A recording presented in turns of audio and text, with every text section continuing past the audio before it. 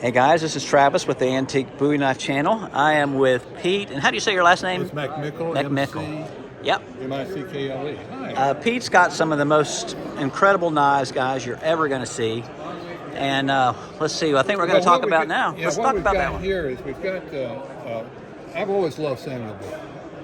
And been trying to collect these knives for almost 40 years. And the bells are the hardest to get. They're not, believe it or not, there are quite a few of them. There's about 30 bells that we know that survive. And actually that's good. Unless you have a number, you have to have that many to create a market. You want someone to own one or two and want to get another one, so there's a market, and that's what brings the prices up. That makes sense. When there's just one or one, oh, it's a wonderful knife, right? But people aren't excited about it. Right. So that's the nice thing about Bell. Bell, this is really considered by Mark Zalesky, who loves Bell knives, and most people that know Bells, as probably his magnificent and most significant piece. Bill Williamson loved it. It was a centerpiece in the article that he did for Blade magazine back in the 1980s. It's on the first page of the article. At that time, the knife belonged to Compton LaBauve.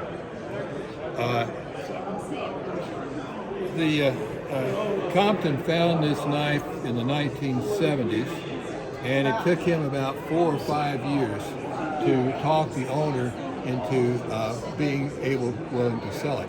And one famous person in the history of collecting is Bob Abels. Mm-hmm. Robert Abels was one of the first people to fall in love with Bowie knives, and he had a military store, a gun store mainly, that also had Bowie knives. It wasn't a Bowie knife shop, it was a gun shop. He sold guns, just like some of the dealers that are here. But he loved Bowie knives, and he wrote some books about them. And Compton LaBauve and Robert Abels were at a show in Ohio, and they both walked up on this knife pretty much at the same time. Actually, I think Abels saw it first and ran and got Compton to look at it. So it's got the Abels connections. People always like it. But let me tell you a little bit about what happened with Samuel Bell. Samuel Bell was born, I think it was 1898. He got started making Bowie knives around the War of 1812 era. We're pretty sure we got a few from 1818 or so spot. They don't look like Bowies. They look more like those military knives from that period. But he made knives continuously until just before he died in San Antonio, Texas in 1882. So he's actually spanned the entire Bowie era, and he more so than any other maker of the period. He outlived every one of them. He started before they did, and he kept on doing it after they were gone. One of the longest careers in making the Bowie knives, and he was very well known. And people all over the world. This knife, for example, right here, which was made for General Ayres, Romain Ayres was a Union general that fought in more battles than any other Union general. And the senator from California knew the general. They had been, there was a big difference in their age, but they were both from the same part of New York, within about 40 miles of each other. And so he, in California, contacted Samuel Bell in San Antonio, Texas, and had him make this knife for the general to his specifications. And that's the full and silver. So that ends up going to Washington. The general carried it to all his battles. The general was wounded at the siege of Petersburg, and this knife stopped one of the bullets from hitting him. If you look in that mirror, you can see the little bullet hole still. And the general credited the Bowie knife sheath with saving his life. That's against his side. But anyway, we're here to talk about this masterpiece. Yeah. You ever see a cowboy movie and you see how desolate that little old stagecoach town is with all the dust and all the dirt and so forth? Mm-hmm. That's what it looked like in San Antonio when this knife was made. In fact, it may not have been made in San Antonio. I actually am crediting it here with having been made in Knoxville during his last years. He moved to San Antonio, Texas, and he arrived there on Christmas Day in 1851.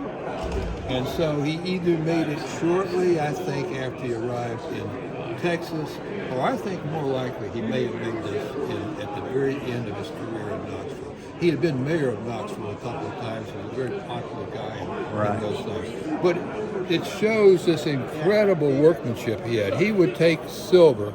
I believe this was actually made from Mexican coins. Mm-hmm. And he would melt the Mexican coins down. He ran ads for it, so that's how we know he used it. Okay. So he ran ads for the coins. Okay. And they'd melt it down, he'd roll out his sheets, and then he'd have his own silver sheaths for making the sheath. And he would form the sheath, and it's a form-fitted sheath. Oh, it fits just like a glove. It fits like a glove. Look how close it fits. Unbelievable. Just like a glove. And it also, as it goes into the sheath, it gets a little bit tighter and a little bit tighter and push it down the rest of the way. Oh yeah, you can feel it just snug right up. Right it just snugs right up. That's incredible. And that took such mechanical skill to be able to make that. And you don't even see any seams or nothing. No seams or anything. And look how thin it is. I mean, it wraps around that blade like it's a glove. Unfortunately, the blade would be in better condition, but silver coming in contact with steel really does a number on knife blades. But Bell was smart. He would design these where the only contact was right about here and right about here along the thing. So his knife blades, so even though they're in silver sheaths, survive better than Michael Price blades, for example. Gotcha. Most of the Michael Price blades have been repolished, because the silver did such a bad number on the blade itself. Interesting. I never realized silver did that to steel. Oh, it's really bad on it. It really tears it up. I used to really like collecting California knives, and if you find them in someone's home or something, the blade is always in terrible shape. Gotcha. It has to be clean. So is it a chemical reaction? Yes, it's a chemical reaction between the silver and the steel. Just Interesting. corrodes. Well, Pete, thanks so much for showing this. Having This is the crazy. contact right here and right here, he limited it, so you can see there's just a little bit of deterioration along that, and a little bit, and then in the middle it's in great shape. Yeah. But what's wonderful about this is that this is a concept knife. No other maker had this idea of making the whole thing slant.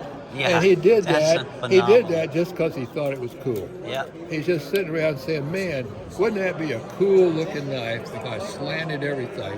And so this is a famous knife because it's called the Slanted Bell. Slanted Bell. Yeah, Wow. and the last time it sold at auction with the auction premium and everything, it went for around $112,000. Incredible. Thank you so much for showing us It that. was fun talking to you about it. Yeah, thank you. That is incredible. When it's slanted.